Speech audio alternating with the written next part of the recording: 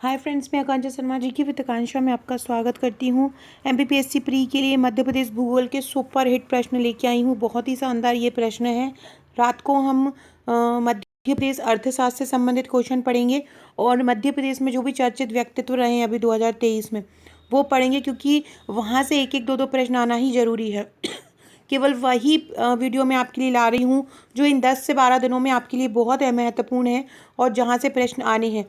ये जिससे मैं ये करा रही हूँ हमारे एमपीपीएससी प्रीलिम्स की टेस्ट सीरीज़ में टेस्ट नंबर 22 जो है वो मैं आज आपको कराने वाली हूँ। बहुत ही शानदार ये टेस्ट है और बहुत ही शानदार इसके प्रश्न है। जल्दी जल्दी कराऊंगी ताकि ज़्यादा प्रश्न इसके कवर हो पाएँ। ये आप देख सकते हैं, महाअभ्यास 22 इसको हम कवर कर रहे हैं। पहला क्वेश्चन है, केन बेतवा लिंक परियोजना हेतु मध्य प्रदेश सरकार, उत्तर प्रदेश सरकार तथा केंद्रीय जन मंत्रालय द्वारा सहमति कब प्रदान की गई है? 21 मार्च 2021, 22 मार्च 2021, 23 मार्च 2021 या 24 मार्च 2021? तो इसको सहमति प्रदान की गई है 22 मार्च 2021। केन बेतवा परियोजना, किसी भी एक नदी में अगर यदि जल कम है तो दूसरी नदी जिसमें जल ज़्यादा है को जोड़कर पानी की आपूर्ति के लिए ये लिंक परियोजना चलाई जाती है। और ये राष्ट्रीय परिप्रेक्ष्य योजना की पहली परियोजना है जो कि नदियों को आपस में जोड़ने के लिए बनाई गई। मतलब केन बेतवा लिंक परियोजना नदियों को जोड़ने वाली पहली परियोजना है और यही एक ऐसी परियोजना है जो अन्य नदियों को जोड़ने के लिए एक रूपरेखा तैयार करेगी। यह मध्य प्रदेश के बुंदेलखंड के साथ साथ उत्तर प्रदेश के बुंदेलखंड के लिए भी वरदान साबित होगी। और जो केन बेतवा लिंक परियोजना है उसका आरंभ हुआ था 2005 में। कब हुआ था? आरंभ हुआ था 2005 में। और लगभग ये 231 लंबी मीटर नहर है। 231 लंबी मीटर नहर है। इसको सहमति दी गई थी मध्य प्रदेश सरकार, उत्तर प्रदेश सरकार तथा केंद्रीय मंत्रालय द्वारा 22 मार्च 2021 को, जबकि इस पर काम होना स्टार्ट हो गया था 2005 में। तो ये याद रखना। और केंद्रीय मंत्रिमंडल ने इसको सहमति दे दी थी 2021 में। मध्य प्रदेश के पन्ना जिले में केन नदी और उत्तर प्रदेश में बेतवा नदी को ये जोड़ेगा। तो केन नदी और बेतवा, ये बेतवा उत्तर प्रदेश की को जोड़ेगा और जो पन्ना में केन नदी है उसको ये जोड़ेगी। अगला क्वेश्चन है, सिंचाई प्रतिशत के हिसाब से मध्य प्रदेश में कितनी पेटियां हैं? 2, 4, 6, 8। सिंचाई क्षमता के अनुसार मध्य प्रदेश में कितनी पेटियां हैं? 4 पेटियां हैं। सिंचाई प्रतिशत के हिसाब से मध्य प्रदेश में कितनी पेटियां हैं? 4 पेटियां हैं। अगला क्वेश्चन है, नर्मदा नदी घाटी परियोजना की विस्थापन की समस्या हेतु गठित की गई समिति का नाम क्या है? तो नर्मदा नदी घाटी परियोजना जो बनी उसके कारण जितने भी लोग विस्थापित हो गए हैं उनको उनके समस्या के निदान के लिए एक समिति बनाई गई। उस समिति का नाम है सुंगलू समिति। उस समिति का नाम क्या है? सुंगलू समिति है। तवा जलाशय किन के बीच बसा हुआ है? तवा जलाशय किन के बीच बसा हुआ? तवा नदी सतपुड़ा राष्ट्रीय उद्यान में बहती है। तो ये सतपुड़ा राष्ट्रीय उद्यान व बोरी अभ्यारण्य जो कि होशंगाबाद में है उसके बीच बसा है। तो तवा अभ्यारण्य किस किस के बीच बसा है? सतपुड़ा राष्ट्रीय उद्यान और बोरी अभ्यारण्य के बीच तवा जलाशय बसा है। अगला क्वेश्चन है, निम्न कथनों पर विचार कीजिए। बहुत ही इंपॉर्टेंट कथन है ये। सर्वाधिक अर्जित सिंचाई क्षमता होशंगाबाद में, न्यूनतम अर्जित सिंचाई क्षमता बुरहानपुर में। ये दोनों ही कथन सही होंगे। सबसे ज़्यादा अर्जित सिंचाई क्षमता कहाँ पर है? होशंगाबाद में है। और न्यूनतम अर्जित सिंचाई क्षमता कहाँ पर है? बुरहानपुर में है। बाणसागर परियोजना जो कि सोन नदी पर बनी हुई है उसमें मध्य प्रदेश, उत्तर प्रदेश और बिहार की हिस्सेदारी का अनुपात क्या है? देखो, मध्य प्रदेश की हिस्सेदारी 2 है, उत्तर प्रदेश की 1 है और बिहार की भी 1 है। तो 2:1:1। बाणसागर परियोजना में मध्य प्रदेश, उत्तर प्रदेश और बिहार की हिस्सेदारी कितनी है? 2:1:1 है। उससे पहले वाला क्वेश्चन भी याद रखिएगा। सर्वाधिक अर्जित सिंचाई क्षमता जो है होशंगाबाद में है, न्यूनतम अर्जित सिंचाई क्षमता बुरहानपुर में है। बाणसागर परियोजना सोन नदी पर बनी हुई है और शहडोल में है और उसके आसपास के क्षेत्र में है। मध्य प्रदेश, उत्तर प्रदेश और बिहार की हिस्सेदारी 2:1:1 है। अगला है, केंद्र सरकार द्वारा संचालित राष्ट्रीय नदी संरक्षण योजना में मध्य प्रदेश की कौन सी नदी शामिल नहीं है? नर्मदा नदी शामिल नहीं है। केंद्र सरकार द्वारा संचालित राष्ट्रीय नदी संरक्षण योजना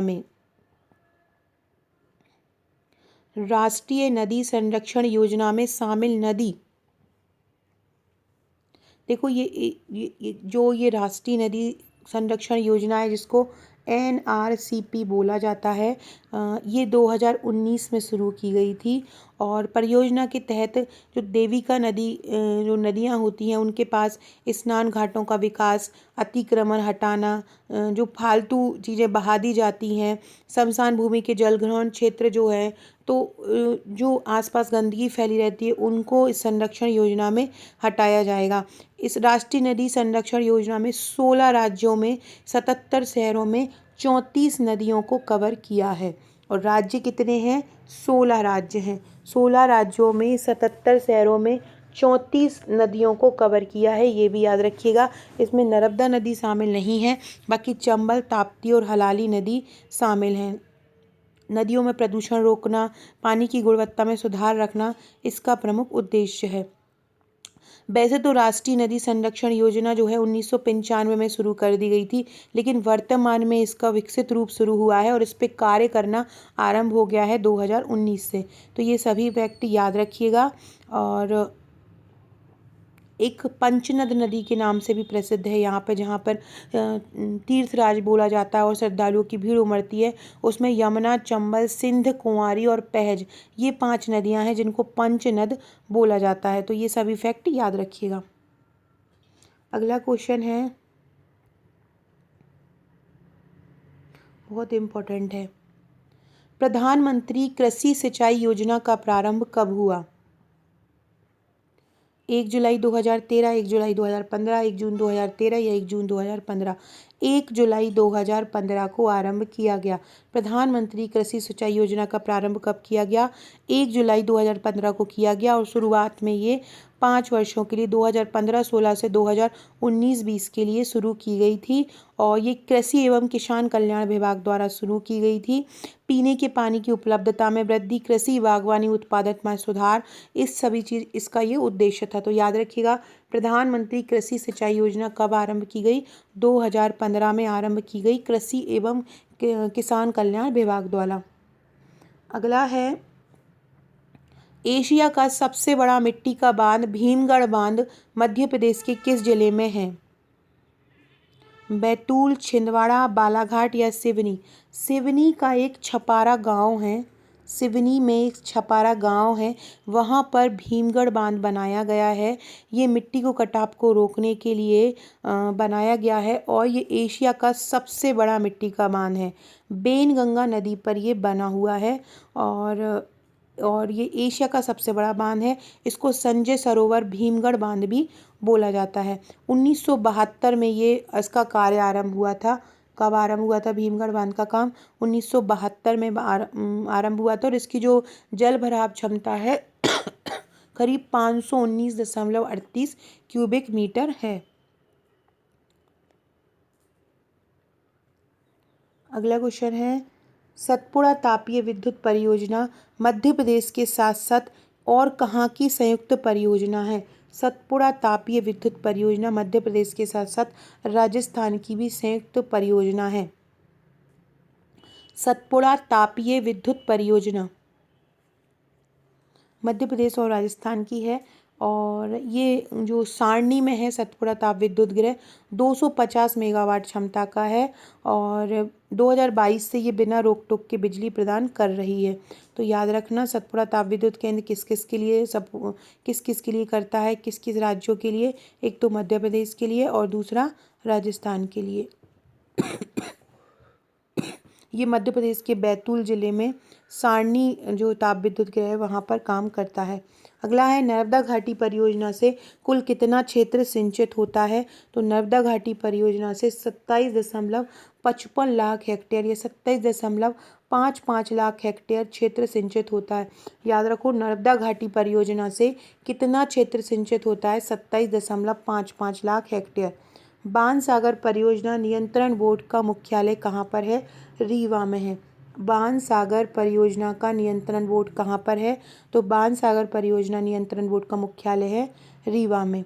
अगला है भोपाल शहर को पेयजल की आपूर्ति किस परियोजना द्वारा होती है? कोलार परियोजना से होती है। भोपाल शहर को पेयजल की आपूर्ति किस परियोजना से होती है? कोलार परियोजना से होती है। अगला है केन बेतवा लिंक के संबंध में कौन सा सही नहीं है? सबसे पहले यह भारत की पहली नदी जोड़ो परियोजना है, बिल्कुल सही है क्योंकि ये भारत की पहली नदी जोड़ो परियोजना है। इसकी लंबाई जो है 221 किलोमीटर है और सिंचित क्षेत्र 10.62 लाख हेक्टेयर है, ये भी सही है। इसकी विद्युत उत्पादन क्षमता 301 मेगावाट है, ये गलत है। और यह पन्ना राष्ट्रीय उद्यान से गुजरेगी, ये सही है। मतलब तीसरा गलत है, बाकी तीनों सही है। पन्ना राष्ट्रीय उद्यान से गुजरेगी, पहली नदी जोड़ो परियोजना है, लंबाई 221 किलोमीटर है और सिंचित क्षेत्र 10.62 लाख हेक्टेयर है। फ्रेंड, ये जो टेस्ट करवा रही हूँ हमारी MPSC प्रीलिम्स की टेस्ट सीरीज़ का, ये टेस्ट 22 है। ये 12,000 प्रश्नों का प्रैक्टिस सेट है हमारा, 12,000 प्रश्नों का प्रीलिम्स का ब्रह्मास्त्र है। यहाँ से अगर आप पूरे प्रश्न कर लेते हैं तो आपका 80-90% जो क्वेश्चन है, साथ में ये टेस्ट के साथ हम जो ग्रुप में आपको दे रहे हैं, वीडियो में आपको करा रहे हैं, अगर ये भी कंबाइन सब कुछ कर लेते हैं तो आपका प्रीलिम्स कोई नहीं रोक सकता है। ये प्रीलिम्स सॉफ्ट कॉपी या हार्ड कॉपी जो भी आप लेना चाहे मिल जाएगी आपको। आपके लिए ये 2023 के प्रीलिम्स के साथ साथ 2024 के प्रीलिम्स में भी आपको हेल्प करेगा। बहुत ही शानदार तरीके से इन प्रश्नों को तैयार किया गया है। कल मैंने एक 275 करंट अफेयर्स का भी एक वीडियो बनाया था, लगभग 1-1.25 घंटे का। शानदार प्रश्न थे जो टेस्ट नंबर 99 के थे। आज जो टेस्ट करा रही हूँ इसी टेस्ट में 22 टेस्ट से करा रही हूँ। ये सभी टेस्ट को आप एक साथ लगभग 5 दिन भी आप लगातार लगाएंगे ना तो भी आपका पूरे फैक्ट क्लियर होते जाएंगे। साथ में मैं जो रोज़ ग्रुप में दे रही हूँ वो करते जाएंगे तो आपका जो भी एक्स्ट्रा फैक्ट है वो भी कवर होते जाएंगे। यूनिट 1 से ये 10 तक है, नवीन डाटा इसमें संपूर्ण का कवर किया गया। इसे आप प्रैक्टिस सेट के तौर पर, रिवीजन के तौर पर, टेस्ट के तौर पर, किसी भी तौर पर लगा सकते हैं। हजारों प्रश्नों का तूफानी संग्रह है। हर यूनिट से इसमें 1000 प्रश्न लिए गए हैं।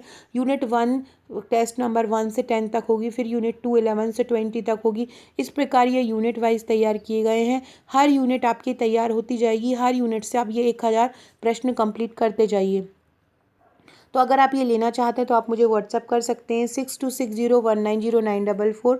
499 इसकी सॉफ्ट कॉपी का चार्ज है और 1399 इसकी हार्ड कॉपी का चार्ज है। आप सॉफ्ट कॉपी लेके आप स्वयं भी प्रिंट निकाल सकते हैं और अपनी तैयारी कर सकते हैं। अब हम अगला क्वेश्चन करते हैं। अगर आप ये लेना चाहते हैं तो ये नंबर लिखा हुआ है व्हाट्सअप का, इस पर मुझे आप व्हाट्सअप कर दीजिएगा। 3 बुकलेट में ये मिलेंगी, टोटल 3 बुकलेट मिलती हैं इसमें। चाहे आप सॉफ्ट लो चाहे हार्ड लो, दोनों में आपको 3 ही मिलती हैं। 3 में 1 से 50 तक टेस्ट है, दूसरे में 51 से 100 है और तीसरे में आपको एक करंट अफेयर्स के 2000 प्रश्नों की पत्रिका निःशुल्क दी जाती है जिसमें आपको करंट अफेयर्स के क्वेश्चन कराए जाते हैं। अगला क्वेश्चन है मध्य प्रदेश के सबसे बड़े सिंचाई स्रोत कुएं व नलकूप से मध्य प्रदेश का कितना क्षेत्र सिंचित होता है? 68.15%। मध्य प्रदेश के सबसे बड़े सिंचाई स्रोत हैं कुएं और नलकूप, इनसे कितना क्षेत्र सिंचित होता है? 68.15% होता है। भांडेर नहर परियोजना में कौन सा जिला लाभान्वित नहीं होता है? भांडेर जो नहर परियोजना है वो दतिया में है, इससे मुरैना सिंचित नहीं होता है, बाकी भिंड, दतिया और ग्वालियर सिंचित होता है। भांडेर नहर परियोजना स्पेशली बनाई गई है दतिया में।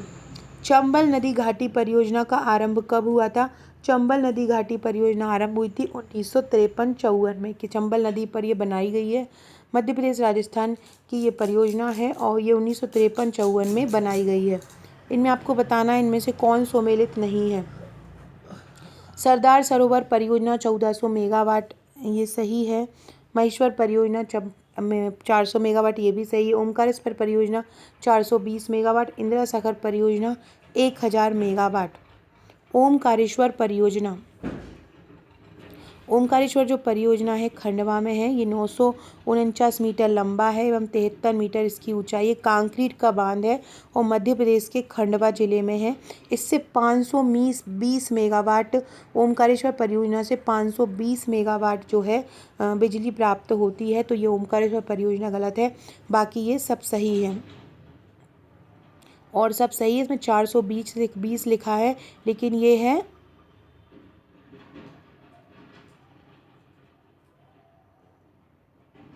इसमें 420 मेगावाट लिखा है, लेकिन ये कहाँ क्या है, 520 मेगावाट है। अच्छा, हम ऊपर एक क्वेश्चन पढ़ा था, उसके बारे में थोड़ा सा देख लीजिए। मध्य प्रदेश के सबसे बड़े स्रोत कुएं एवं नलकूप से मध्य प्रदेश का कितना जल सिंचित होता है? तो लगभग 68.15% मध्य प्रदेश का जल सिंचित होता है। और मुख्य क्षेत्र जो है कुएं और नलकूप के मुरैना, भिंड, टीकमगढ़, इंदौर, यहाँ से ये जो हैं कुएं एवं नलकूप वाले हैं। इसके बाद बालाघाट जो है दक्षिण वाला, वहाँ पे तालाब से सिंचाई होती है। और सबसे ज़्यादा जो सकल सिंचित क्षेत्र है मध्य प्रदेश में, सकल सिंचित क्षेत्र जो है 15,511 लाख हेक्टेयर है और सिंचित भूमि का प्रतिशत 80.6% है। तो ये ध्यान रखिएगा। और लगभग 68.15% या कहीं कहीं पर 66.42% सिंचाई मध्य प्रदेश में कुएं एवं नलकूप द्वारा होती है। और 2021-22 का आर्थिक सर्वेक्षण देखें तो 9,831 हेक्टेयर क्षेत्र में नलकूपों से सिंचित होता है। मध्य प्रदेश में नहर प्रणाली जो है वो 17.92% योगदान देती है। नहर प्रणाली कुएं एवं नलकूप से लगभग 67 से 68%, और जो नहर प्रणाली है उससे 17.92%। इसमें भिंड, मुरैना, टीकमगढ़, छतरपुर आते हैं, जबकि झील और तालाब जो होते हैं वो लगभग 3.2 देते हैं। बालाघाट और सिवनी जिलों में है 3.2% देते हैं झीलें और तालाब। अन्य जो हैं वो 12.40% या 12.40% कवर करते हैं। तो ये फैक्ट याद रखिएगा। अगला क्वेश्चन है, ये कर लिया है। बरगी डायवर्जन योजना में के लिए किस देश ने सहयोग किया? बरगी डायवर्जन योजना के लिए किस देश ने सहयोग किया? जापान ने। बरगी जो परियोजना है किसने सहयोग किया? आप लोग मुझे कमेंट बॉक्स में बताइएगा कि जो वर्गी परियोजना है वो किस नदी पर बनाई जा रही है। वर्गी परियोजना को एक अन्य नाम भी दिया गया है, और ये भी बताइएगा। और ये किस देश के सहयोग से बनाई जा रही है? ये तो जापान है, लेकिन ये किस नदी पर है ये आप लोग मुझे कमेंट में बताएंगे। कमेंट सभी लोग जरूर किया कीजिए, कमेंट से पता चलता है कौन कौन वीडियो देख रहे हैं। और तो वर्गी जो परियोजना है वो किस नदी पर है और इसको क्या नाम देते हैं वो आप मुझे कमेंट बॉक्स में बताएंगे। वर्गी जो डाइवर्जन परियोजना है वो जापान के सहयोग से बन रही है। डिस्क्रिप्शन बॉक्स में आपको मेरे व्हाट्सएप टेलीग्राम का ग्रुप मिल जाएगा। व्हाट्सएप टेलीग्राम फेसबुक इंस्टाग्राम का ग्रुप मिल जाएगा। आकांक्षा 1957 मेरी इंस्टाग्राम आईडी है। इंस्टा पे अगर फॉलो नहीं किया है तो फॉलो कर लीजिएगा। इसके अलावा अगर आपने आपका नंबर मुझे व्हाट्सएप पर सेव नहीं कराया है तो 6260190944 ये मेरा व्हाट्सएप नंबर है। यहाँ मुझे व्हाट्सएप करके हाय लिख कर भेजिएगा। और व्हाट्सएप करके हाय, इससे क्या होगा ना, आपका नंबर मेरे पास सेव हो जाएगा। आप नंबर भी, अपना नाम भी लिख के भेजिएगा। मेरे स्टेटस में भी मैं आपको बहुत सारे क्वेश्चन याद करवाती जाऊँगी एग्ज़ाम तक। लास्ट टाइम स्टेटस के बहुत सारे क्वेश्चन आपको डायरेक्ट एग्जाम में, क्योंकि स्टेटस एकदम देखते हैं ना तो वो चीज़ याद रह जाती है। तो बहुत सारे क्वेश्चन आपको लास्ट टाइम तक पिछले 4 सालों से मैं लगातार आपको MPSC प्रीलिम्स की तैयारी, मेंस की तैयारी करा रही हूँ। तो और स्टेटस के थ्रू भी बहुत सारे क्वेश्चन आपको याद करवा रही हूँ। तो जिनका नंबर भी, जो लोग भी नए हैं वो अपना नंबर सेव करवा दीजिएगा। अगला है, राजगढ़ में नेवज नदी पर निर्मित मोहनपुरा सिंचाई परियोजना का लोकार्पण नरेंद्र मोदी द्वारा कब किया गया? मोहनपुरा सिंचाई परियोजना राजगढ़ में है और इसका लोकार्पण कब किया गया है? 23 जून 2018 को किया गया। याद रखिएगा, मोहनपुरा कहाँ पे है? राजगढ़ में। मध्य प्रदेश की पहली अंतरघाटी परियोजना, अंतरघाटी है परियोजना, किस नदी पर बनाई गई है? चोरल नदी पर। बहुत इंपॉर्टेंट है ये क्वेश्चन। मध्य प्रदेश की पहली अंतरघाटी परियोजना, मध्य प्रदेश की पहली अंतरघाटी परियोजना किस नदी पर बनाई जा रही है? चोरल नदी पर बनाई जा रही है। किस पे बनाई जा रही है? चोरल नदी पर बनाई जा रही है। याद रखना, पहली अंतरघाटी परियोजना है ये। और मध्य प्रदेश की सबसे बड़ी नदी घाटी परियोजना कौन सी है? नर्मदा घाटी परियोजना सबसे बड़ी जो है। इसके पहली नदी घाटी परियोजना बोलें तो वो है दामोदर घाटी नदी परियोजना। अंतर घाटी परियोजना कौन सी है? चोरल नदी पर बनाई जा रही है। अगला क्वेश्चन है, कौन सी परियोजना मध्य प्रदेश व महाराष्ट्र की संयुक्त परियोजना नहीं है? मध्य प्रदेश व महाराष्ट्र, देखो काली सागर भी ये पैंच है, सिंगपुर बैराज नहीं है, बाकी संजय सरोवर, पैंच और काली सागर ये मध्य प्रदेश और महाराष्ट्र की संयुक्त परियोजना है। सिंगपुर बैराज नहीं है, सिंगपुर बैराज परियोजना नहीं है, बाकी सब ये मध्य प्रदेश और महाराष्ट्र की संयुक्त परियोजना है। ये छतरपुर में है सिंगपुर बैराज परियोजना।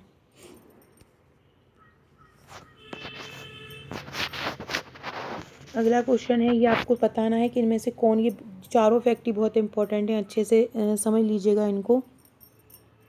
कुएं से सर्वाधिक सिंचाई कहाँ होती है? मंदसौर में, बिल्कुल सही है। नलकूप से सर्वाधिक सिंचाई धार में नहीं होती।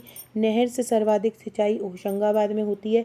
तालाब से सर्वाधिक सिंचाई बालाघाट में होती है। बहुत ही इंपॉर्टेंट क्वेश्चन है। कुएं से सर्वाधिक सिंचाई मंदसौर में। मध्य प्रदेश में नलकूप से सर्वाधिक सिंचाई कहाँ होती है? धार में नहीं होती है, लेकिन ट्यूबवेल द्वारा जो सर्वाधिक जो सिंचाई होती है वो इंदौर में है। सर्वाधिक सिंचित क्षेत्र इंदौर में है, तो इसमें धार नहीं आएगा, इसमें जाएगा इंदौर। कुएं से सर्वाधिक सिंचाई मंदसौर में होती है। नहर से होशंगाबाद में होती है। याद रखना, नहर से कहाँ होती है? होशंगाबाद में होती है। तालाब से बालाघाट में होती है। कुएं से मंदसौर में होती है। और नलकूप से या ट्यूबवेल से इंदौर में होती है। कहाँ से होती है? इंदौर में। कुएं एवं नलकूप का जो मोस्टली क्षेत्र है वो पश्चिमी मध्य प्रदेश है। मध्य प्रदेश का सर्वाधिक सिंचित जिला अगर बोलें तो मुरैना जिले में कुल सिंचित बोया हुआ क्षेत्र का प्रतिशत सबसे ज़्यादा अधिक है। खेती योग्य प्रतिशत सबसे ज़्यादा मुरैना में है। तो ये चारों फैक्ट याद रखो। कुएं से सर्वाधिक सिंचाई मंदसौर में, नलकूप से इंदौर में, नहर से सर्वाधिक सिंचाई होशंगाबाद में और तालाब से बालाघाट में। अगला है, विंध्याचल ताप विद्युत परियोजना हेतु जल आपूर्ति कौन सी नदी करती है? सोन, जोहिला, नर्मदा नदी या रिहंद नदी? देखो, विंध्याचल जो ताप विद्युत है वो सिंगरौली जिले में है। याद रखिएगा कहाँ पर है? सिंगरौली में है। और ये एनटीपीसी के तहत कोयले से चलने वाला विद्युत गृह है। कहाँ पर है विंध्याचल ताप विद्युत गृह? सिंगरौली में है। वर्तमान समय में ये भारत का सबसे बड़ा ताप विद्युत गृह है। ये भी याद रखना, कितना है? भारत का सबसे बड़ा ताप विद्युत गृह है।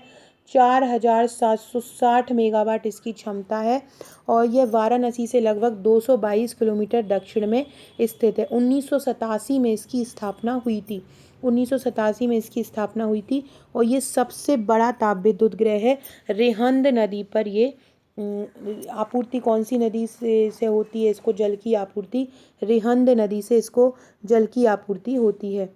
विंध्याचल ताप विद्युत परियोजना के लिए जल की आपूर्ति कौन सी नदी करती है?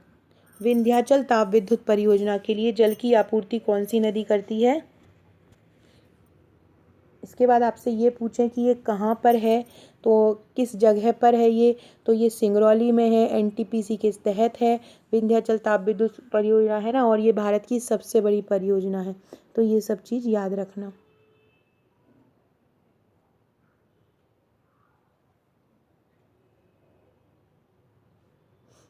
अगला क्वेश्चन है, विश्व की सबसे ऊंची मूर्ति स्टैच्यू ऑफ यूनिटी किस परियोजना के किनारे स्थित है? तो ये सरदार सरोवर परियोजना के किनारे है। इस गुजरात में है सरदार सरोवर परियोजना। और जो स्टैच्यू ऑफ यूनिटी है सरदार वल्लभ भाई पटेल की 182 मीटर है। इसकी लंबाई भी याद रखना, 182 मीटर है। सरदार सरोवर परियोजना के पास है। मध्य प्रदेश की प्रथम मध्यम सिंचाई परियोजना भगवंत सागर किस जिले में है? तो ये खंडवा जिले में। ये मध्यम सिंचाई परियोजना है भगवंत सागर किस जिले में है? खंडवा। याद रखो, भगवंत कहाँ के हैं? सागर के, सॉरी खंडवा के। गांधी सागर परियोजना मंदसौर जिले में है। मंदसौर जिले के कहाँ पर है? भानपुरा में है, मंदसौर में। गांधी सागर परियोजना मंदसौर जिले में कहाँ है? भानपुर में। मध्य प्रदेश की प्रथम तापीय विद्युत परियोजना चांदनी की शुरुआत कब की गई थी? 1953 में की गई थी। ये चांदनी ताप विद्युत परियोजना बुरहानपुर में थी ये। और ये प्रथम तापीय विद्युत परियोजना है। संत सिंगाजी ताप विद्युत परियोजना का उद्घाटन किसके द्वारा किया गया था? कमलनाथ जी के द्वारा किया गया था। इनमें से कौन को सम्मिलित नहीं है, ये आपको ये बताना है। बरगी को अवंतीबाई सागर परियोजना कहते हैं, बिल्कुल सही है। हलाली को सम्राट अशोक सागर परियोजना कहते हैं, ये भी सही है। जोवट को चंद्रशेखर आजाद परियोजना कहते हैं, ये भी सही है। मणिखेड़ा को मोहिनी सागर कहते हैं, ये गलत है। बाकी याद रखो, जोवट चंद्रशेखर आजाद, हलाली सम्राट अशोक सागर और बरगी अवंतीबाई सागर, ये सही है। अगला क्वेश्चन है, निम्न कथनों पर विचार कीजिए। सर्वाधिक सिंचित जिला ग्वालियर है, न्यूनतम सिंचित जिला डिंडोरी है। इनमें से क्या सही है? दोनों ही सही है। सर्वाधिक सिंचित जिला ग्वालियर है और न्यूनतम सिंचित जिला डिंडोरी है। पार्वती काली सिंध चंबल लिंक परियोजना किन जिलों की, किन राज्यों की संयुक्त परियोजना है?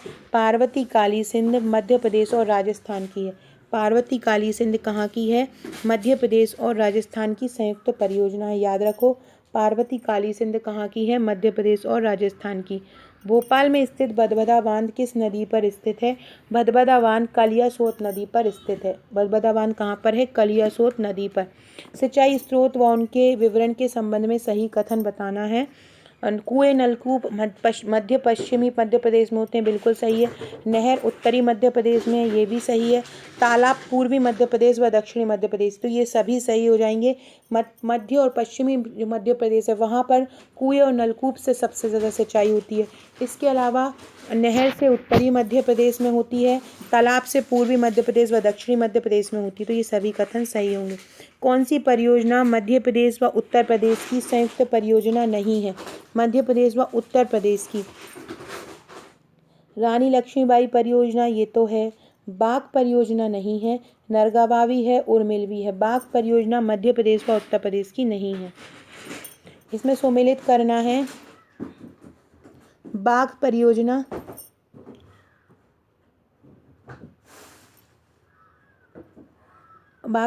मध्य प्रदेश उत्तर प्रदेश की नहीं है, बल्कि ये राजस्थान और मध्य प्रदेश की है, तो ये ध्यान रखना। सम्मिलित नहीं है परियोजना। बाणसागर परियोजना सोन नदी पर है, बिल्कुल सही है। रानी लक्ष्मीबाई परियोजना बेतवा नदी पर है, ये भी सही है।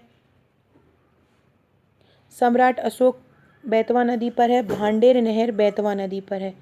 सम्राट अशोक जो परियोजना है बेतवा नदी पर नहीं है, बाकी जो सब हैं वो बेतवा नदी पर है।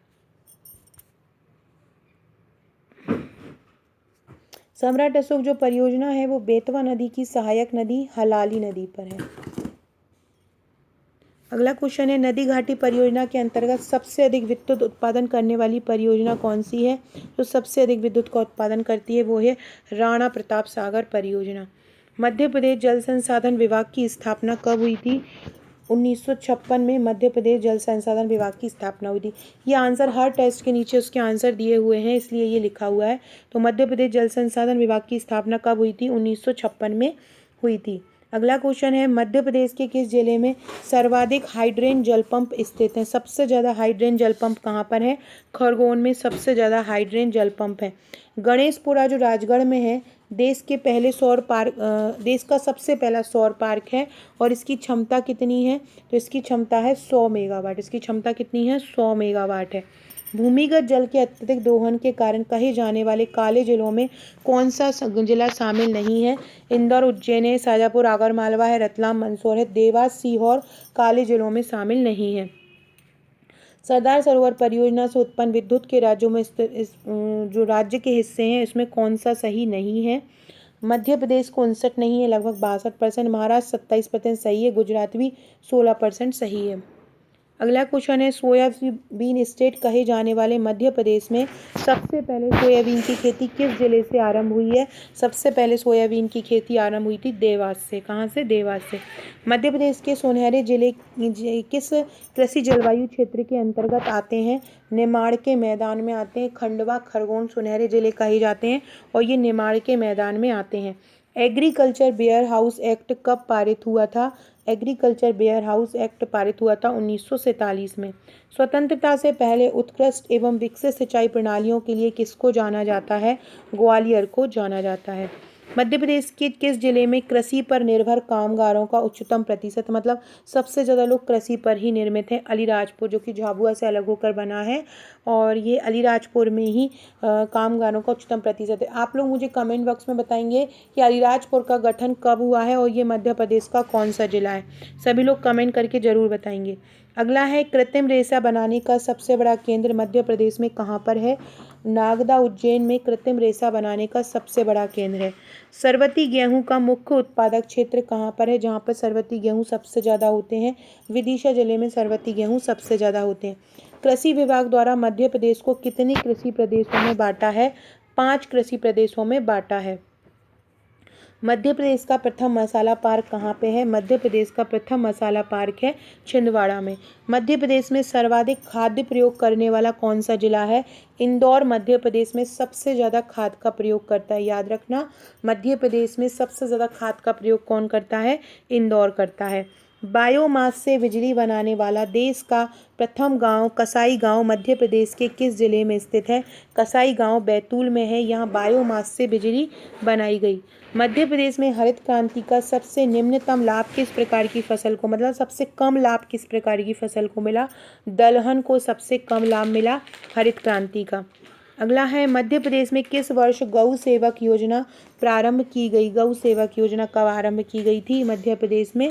तो ये आरंभ की गई थी 2 अक्टूबर 1997 में। याद रखना, गौ सेवक योजना कब आरंभ की गई? 1997 में। इनमें से कौन सम्मिलित नहीं है? मध्य प्रदेश सोयाबीन अनुसंधान केंद्र उज्जैन में है, बिल्कुल सही है। राष्ट्रीय सोयाबीन अनुसंधान केंद्र कहाँ पे है? इंदौर में, ये भी सही है। कृषि अभियांत्रिकी अनुसंधान संस्थान कहाँ पर है? भोपाल में, ये भी सही है। कृषि अभियांत्रिकी महाविद्यालय ग्वालियर में है, ये गलत है, जबलपुर में है। बाकी ऊपर के तीनों सही हैं।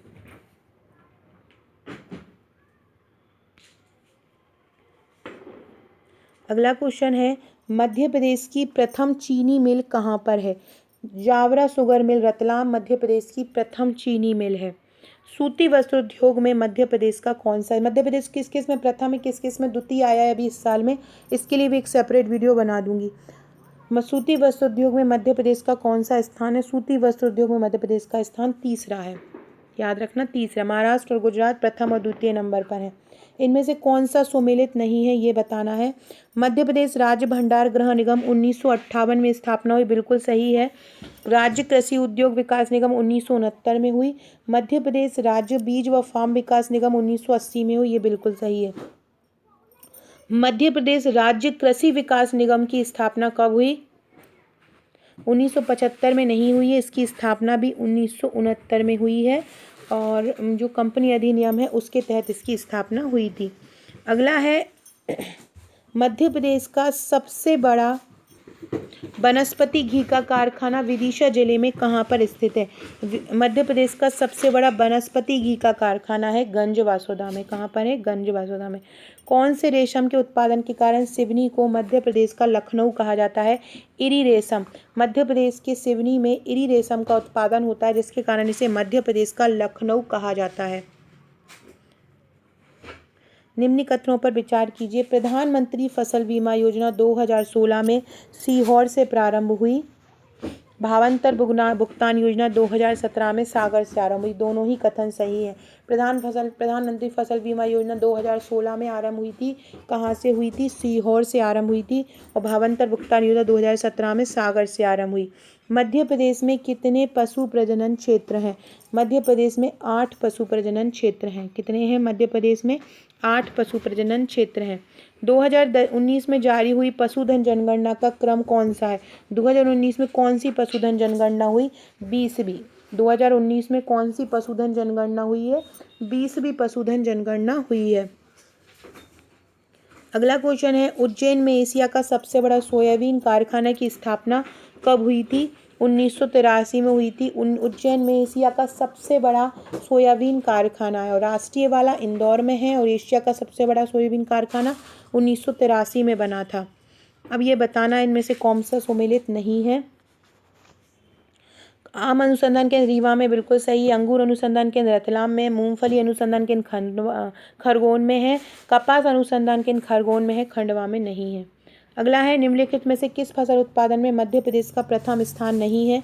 सोयाबीन में है, चना में भी है, अलसी में है, मसूर में नहीं है। निम्न कथनों पर विचार कीजिए। 20वीं पशुधन जनगणना में मध्य प्रदेश का तीसरा स्थान है, बिल्कुल सही है। मध्य प्रदेश में 40.6 मिलियन पशुधन है, ये भी सही है।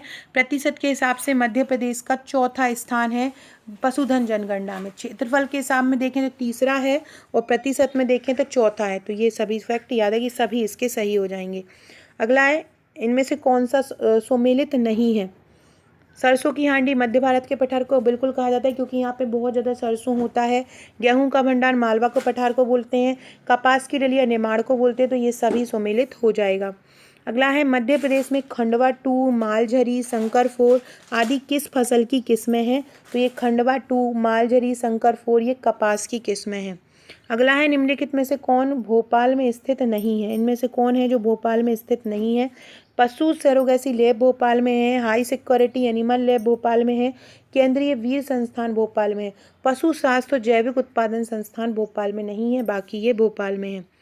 अगला है, मध्य प्रदेश में कुल कृषकों में सीमांत कृषकों का प्रतिशत कितना है? सीमांत कृषक है 41%। सीमांत कृषक कितने हैं? 41% हैं सीमांत जो कृषक हैं। अगला है, मध्य प्रदेश में किस फसल के अंतर्गत सबसे ज़्यादा उन्नत किस्म का क्षेत्र आता है? गेहूँ। गेहूँ सबसे ज़्यादा उन्नत किस्म की हमारे मध्य प्रदेश में होती है। इजराइल के सहयोग से फूलों की खेती के लिए अनुसंधान केंद्र कहाँ बन रहा है? फूलों की खेती के लिए जो अनुसंधान संस्थान बन रहा है वो सीहोर में बन रहा है, इजराइल के सहयोग से फूलों की खेती के लिए। अगला है, निम्नलिखित में से कौन सम्मिलित नहीं है? बलराम ताल योजना 2007 में आरंभ हुई। मुख्यमंत्री खेत सड़क योजना 2014 में आरंभ हुई। परंपरागत कृषि विकास योजना 2015 में आरंभ हुई। प्रधानमंत्री किसान सम्मान निधि, प्रधानमंत्री कृषि सम्मान निधि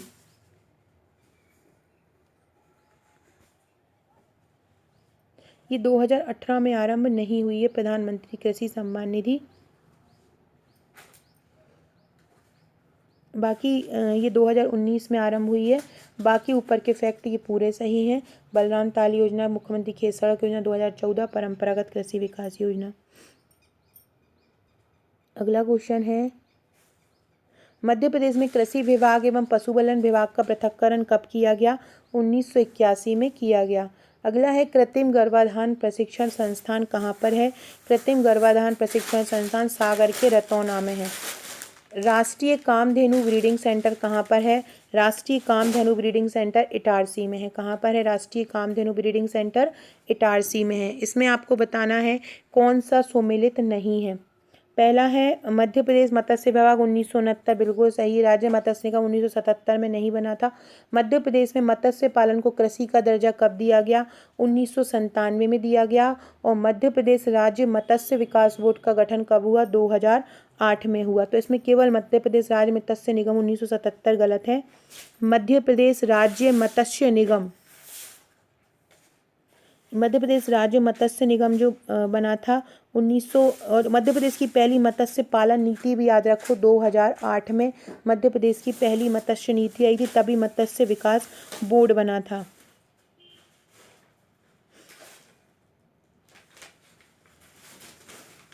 और जो मध्य प्रदेश राज्य मत्स्य निगम बना था वो 1979 में बना था, ये भी याद रखो। बाकी के सभी फैक्ट सही हैं।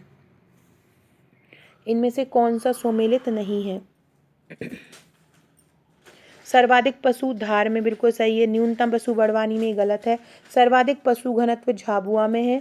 न्यूनतम पशु घनत्व होशंगाबाद में है। सर्वाधिक पशु घनत्व झाबुआ में 203 और सबसे कम पशु घनत्व जो है वो होशंगाबाद में है 45। ये सभी फैक्ट याद रखिएगा। सबसे ज़्यादा पशु धार में है। मध्य प्रदेश राज्य पशुधन एवं कुक्कुट विकास निगम की स्थापना कब हुई थी? ये हुई थी 19 नवंबर 1982 को। कब हुई थी? 19 नवंबर 1982 को मध्य प्रदेश राज्य पशुधन एवं कुक्कुट विकास निगम की स्थापना हुई। अगला क्वेश्चन है, जवाहरलाल नेहरू कृषि विश्वविद्यालय कहाँ पर है? इनमें से कथनों पर विचार कीजिए। जवाहरलाल नेहरू कृषि विश्वविद्यालय जबलपुर में है। विजय राजे सिंधिया कृषि विश्वविद्यालय ग्वालियर में है। मध्य प्रदेश का पहला सेल रिच जैविक खाद संयंत्र भोपाल में है। मध्य प्रदेश की प्रथम जैविक खाद इकाई इंदौर में है। तो देखो लास्ट के जो 3 हैं वो सही हैं। जवाहरलाल नेहरू कृषि विश्वविद्यालय जबलपुर, ये गलत है। जवाहरलाल नेहरू कृषि विश्वविद्यालय, बाकी के सभी फैक्ट सही हैं।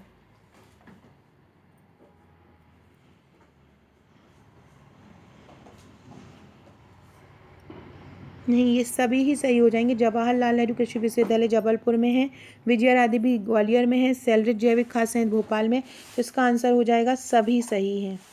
83 याद रखिएगा, इसमें सभी सही हो जाएगा। मध्य प्रदेश कृषि लागत और विपणन आयोग का गठन कब हुआ था? मध्य प्रदेश कृषि लागत और विपणन आयोग का गठन हुआ था 2017 में हुआ था।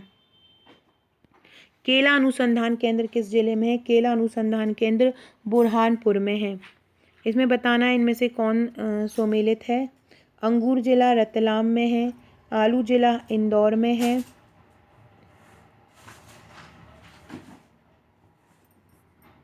आंवला जिला पन्ना में है, आम जिला जबलपुर में है। तो इस प्रकार से सी वाला इसका सही हो जाएगा। अगला है मध्य प्रदेश कृषि उपज मंडी अधिनियम कब लागू हुआ? मध्य प्रदेश कृषि उपज मंडी अधिनियम हुआ 27 अप्रैल 1973 को। मध्य प्रदेश कृषि उपज मंडी अधिनियम कब लागू हुआ? 27 अप्रैल 1973 को। सर्वाधिक तुअर दाल का उत्पादन नरसिंहपुर के किस जिले में होता है? गाडरवारा। नरसिंहपुर में गाडरवारा नाम की जगह है, वहाँ सबसे ज़्यादा तुअर दाल का उत्पादन होता है। अंकुर, गौरव, दुर्गा, जवाहर, पंजाब, ये किस फसल की एक किस्म है? ये सोयाबीन की एक किस्म है, अंकुर, गौरव, दुर्गा।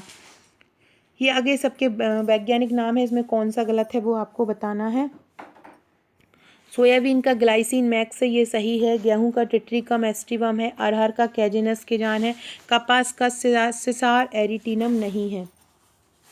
कपास का वैज्ञानिक नाम सिसार एरिटिनम नहीं है, जबकि इसका है गोस्पियम। कपास का है गोस्पियम हिरसुटम, इसका वैज्ञानिक नाम है। अगला है 20वीं पशुधन जनगणना के अनुसार मध्य प्रदेश में सबसे अधिक गाय कहाँ पर निवास करती हैं? रीवा में। सबसे अधिक गाय कहाँ पर रहती हैं? रीवा में सबसे अधिक गाय रहती हैं 20वीं पशुधन जनगणना के अनुसार। अभी इसमें से बताना है कौन सा सम्मिलित नहीं है। मध्य प्रदेश गौ सेवा आयोग 1995 में बना है, सही है। मध्य प्रदेश गोपाल संवर्धन बोर्ड 2004 में बना और पशु बीमा योजना 2012 में आई। नंदीसाला योजना 2008 में आई, ये गलत है। मध्य प्रदेश में नंदीसाला योजना 2008 में नहीं आई, ये गौवंशीय पशुओं की नस्लों में सुधार के लिए इसको आरंभ किया गया था।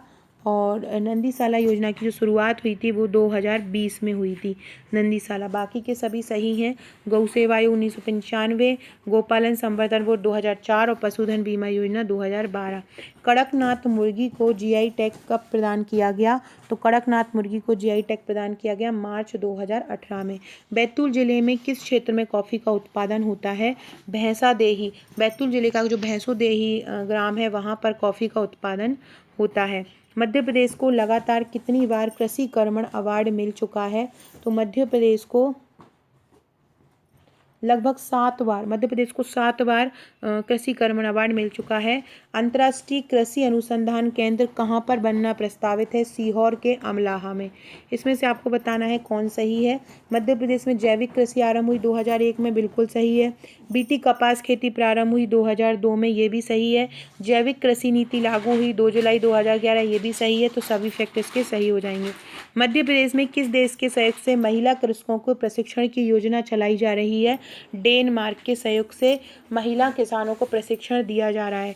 मध्य प्रदेश के कृषि मंत्री कौन हैं?